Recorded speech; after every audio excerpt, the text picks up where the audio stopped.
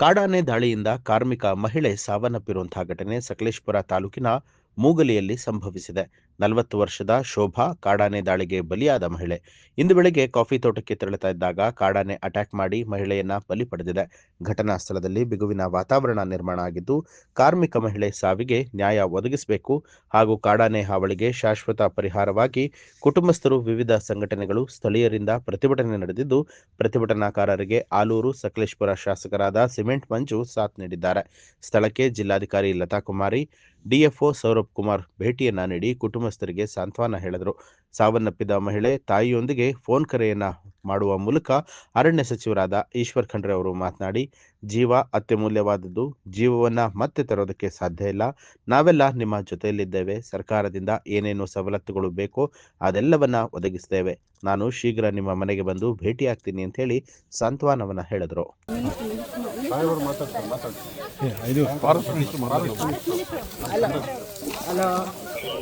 Hello,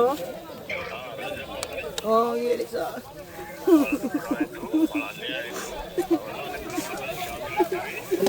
ಸರ್ಕಾರದಿಂದ ನಮ್ಮ ಕಡೆಯಿಂದ ಏನೇನು ಆಗಬೇಕಾಗಿದೆ ಮಾಡ್ತೀವಿ. ಜೀವ ಅತ್ಯಮೂಲ್ಯವಾದಂಥದ್ದು, ಜೀವ ಅಂತೂ ಮರಳಿ ತರಲಿಕ್ಕೆ ಆಗೋದಿಲ್ಲ. ಆದರೂ ಇವತ್ತು ನಾವೆಲ್ಲ ನಿಮ್ಮ ಜೊತೆಯಲ್ಲಿದ್ದೀವಿ, ಶಾಮೀಲಾಗಿದ್ದೀವಿ. ಬಹಳ ದುರದೃಷ್ಟಕರವಾದಂಥದ್ದು, ಬಹಳ ನೋವಾಗಿದೆ, ಬಹಳ ದುಃಖ ಆಗ್ತಾ ಇದೆ. ಬಂದ್ಮೇಲೆ ನಿಮಗೆ ಭೇಟಿ ಮಾಡ್ತೀನಿ, ನಿಮ್ಮ ಮನೆಗೆ ಬಂದು ಭೇಟಿ ಮಾಡ್ತೀನಿ.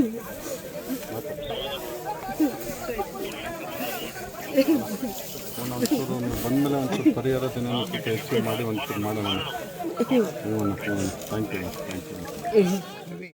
ಮುಗೀತು. ನಾಳೆ ಬೆಳಗ್ಗೆ ಸಂಬಂಧಪಟ್ಟವ್ರು ಯಾರು ಲೆಕ್ಕಕ್ಕಿಲ್ಲ ಸರ್, ಲೆಕ್ಕಕ್ಕಿಲ್ಲ. ಯಾಕೆಂದ್ರೆ ನಾನು ಅನುಭವಿಸಿದ್ದೀನಿ. ನಾನು ಎಷ್ಟು ದಿನ ಹೋಗಿದೆ ಅಂತ ಅಲ್ಲ ಕಣಯ್ಯ. ಅವ್ರು ಇರೋದು 5 ನಿಮಿಷ, ನಿನ್ ಕೈಲೆಲ್ಲ 10 ನಿಮಿಷ ಮಾತಾಡ್ತಾರೆ ಅಂತ ಹೇಳ್ತಾರೆ. ಇವತ್ತು ಬಂದು ಈ ಬಾಡಿಗೆ ಗೌರವ ಕೊಡೋಣ ಅಂತ ಕೇಳ್ತಾರೆ. ಒಬ್ಬ ಮನುಷ್ಯ ಬದುಕಿದ್ದಾಗ ಯಾಕೆ ಕೊಡಲ್ಲ ಇವರು? ಕೊಡ್ಬೇಕ್ತಾನೆ. ಈಗ ನೀವು ಹೇಳ್ತಿದ್ದೀರಿ ಅಲ್ಲಣ್ಣ, ಆ ಪಕ್ಕದ ರಾಜ್ಯದಲ್ಲಿ ಕಾಶ್ಮೀರದಲ್ಲಿ ಏನ್ ಮಾಡಿದ್ದಾರೆ ಹೇಳಿ? ಆನೆಗಳನ್ನ, ಈ ದಾಳಿ ಮಾಡುವಂತ ಆನೆಗಳನ್ನ ಒಂದ್ ಕಡೆ ಹಾಕಿದ್ದಾರೆ. ಅಲ್ಲಿ ಸಮಸ್ಯೆನೇ ಇಲ್ಲ, ಸರ್ಕಾರಕ್ಕೂ ದುಡ್ಡು ಉಳಿತೆ. ಅರ್ಥ ಮಾಡ್ಕೊಳ್ಳಿ. ಯಾಕೆ ಅದ್ರ ಬಗ್ಗೆ ಚರ್ಚೆ ಮಾಡಿಲ್ಲ? ಹೌದಾ ಸರ್? ತಮ್ ಗಮನ ಗೊತ್ತು ಸರ್. 80 ಆನೆ ಇದೆ ಅಂತ ಹೇಳಿದ್ರ ನೀವು. 80 ಆನೆಗೆ ಎಷ್ಟು ಕಾಲ ಸಿಂಗಲ್ ಆನೆಗೆ ಹಾಕಿದೀರಾ? ಯಾಕೆ ಹಾಕಿಲ್ಲ? ಯಾಕೆ 2 ಆನೆಗೆ ಸಾಕಾ? ಬನ್ನಿ ನೀವು ಟೆಂಟ್ ಹಾಕಿ ಇಲ್ಲಿ ವಾಸ ಮಾಡಿ. ನೀವು ಡಿಎಫ್ ವಾಸ ಮಾಡಿಲಿ, ನಾವ್ ಇರ್ತೀವಿ. ಇಲ್ಲಿ ಸಮಸ್ಯೆ ಏನಾದ್ರು ಗೊತ್ತಾಗುತ್ತಿಲ್ಲ. ಆಯ್ತಾ? 2 ಆನೆ ಕೊಡಿಲ್ಲ ಸರ್, 2 ಸಾಕ ಆನೆ. ಇನ್ನು 78 ಆನೆ ಕಲರ್ ಬೇಡ ಮತ್ತೆ ಸರ್. ಇದು 3 ದಿನ ಆಯ್ತಲ್ಲ ವಿಡಿಯೋ ಮಾಡಿ. ಯಾಕೆ ಇದ್ರ ಬಗ್ಗೆ ಗಮನ ಕಳಿಸಿಲ್ಲ ನೀವು? ಇದಕ್ಕೆ ಆಗ್ಬೋದಿತ್ತಲ್ಲ, ಒಂದು ಪ್ರಾಣ ಉಳಿಯೋದಲ್ಲ. ಮೃತಪಟ್ಟಿದ್ದಾನೆ, ಅಲ್ಲಿಗೂ ಹೋಗ್ತೀವಿ, ಅಲ್ಲೆಲ್ಲ ಇನ್ಸ್ಪೆಕ್ಷನ್ ಮಾಡಿ ಬರ್ತೀವಿ ಅಂತ ಹೇಳಿದ್ರು. ಅವ್ರು ಬರ್ತಾರೆ ಅಂತ ನಾವೆಲ್ಲ ಕಾಯ್ಕೆ ಕೂತಿದ್ವಲ್ಲ. ಬರ್ದಂಗ್ ಬಾದ್ರಲ್ಲ, ಎಲ್ಲ ಹೋರಾಟ ಮಾಡಿದ್ವಿ ಅಂತ ಅವ್ರ ಮೇಲೆ ಕೇಸ್ ಹಾಕ್ತಾರೆ. ಅವ್ರ ಮೇಲೆ ಯಾಕೆ ಕೇಸ್ ಹಾಕಲ್ಲ ಇವರು? ಯಾಕೆ ಹಾಕ್ಲಿಲ್ಲ? ಹಾಕ್ಬೇಕ್ತಾನೆ ಅವ್ರ ಮೇಲೆ ಕೇಸ. ಈಗ ನಾನು ಹೋಗಿದ್ದೀನಿ ಸರ್, ನಾನೇ ಇದ್ದೀನಿ. ಉದಾಹರಣೆಗೆ ಇವತ್ತಿಲ್ಲಿ ಹೇಳ್ತಿದ್ದೀರಾ, ನೀವ್ ಹೇಳ್ತೀರಾ 25 ಕೊಡ್ತೀನಿ, 50 ಕೊಡ್ತೀನಿ ಅಂತ ಹೇಳ್ತೀರಾ, ಹೋಯ್ತೀರಾ. ನಾಳೆ ಬೆಳಕರವ್ರು ಅವ್ರು ಏನ್ ಹೇಳ್ತಾರೆ ಗೊತ್ತಾ? ಆದೇಶ ಇರೋದ್ ಕೊಟ್ಟಿದೀವಿ, ಇನ್ ಮುಂದಕ್ಕೆ ನಮಗೆ ಕೊಡಕ್ ಬರಕಲ್ಲ ಅಂತ ಹೇಳ್ತಾರೆ. ಸರ್ಕಾರ ಕೊಟ್ರೆ ಅವ್ರು ಕೊಡು ಅಂದ್ರೆ ನಾವು ಕೊಡ್ತೀವಿ, ಇಲ್ಲಾಂದ್ರೆ ಕೊಡಲ್ಲ ಅಂತಾರೆ. ಅವ್ರ ಹತ್ರ ನಾವು ಹೋಗಿ ಏನ್ ಕೇಳೋಣ? ಸರ್, ನಮ್ ಪರಿಸ್ಥಿತಿ ಹೆಂಗಾಗಿದ್ ಗೊತ್ತಾ? ನಾವೇ ಓಟ್ ಹಾಕಿ ಕೆಲ್ಸಿ ನಮ್ ಕಷ್ಟ ಹೇಳ್ಕೊಳಕ್ ನಾವೇ ಹೋಗಂಗಿಲ್ಲ. ಬಡ್ಡಿಗೆ ಸುತ್ತ ಪೊಲೀಸ್ನವ್ರು ಇರ್ತಾರೆ, ಬಡ್ಡಿಗೆ ಹೋಗ್ಬಿಡಲ್ಲ. ಏನಯ್ಯ ಯಾಕಯ್ಯ ಹೋಯ್ತೀಯ ನೀನು ಅಂತ ಕೇಳ್ತಾರೆ. ಏನು ಹೋಗಂಗಿಲ್ಲ. 10 ಸಲ ಹೋಗಿ ವಾಪಸ್ ಬಂದಿದ್ದೀನಿ ನಾನು. ಏನು ಮಾಡಲ್ಲ ಸರ್. ನೀವು ಹೊತ್ತಲ್ಲ 50 ಮೀಟಿಂಗ್ ನೋಡಿದೀವಿ ನಾವು.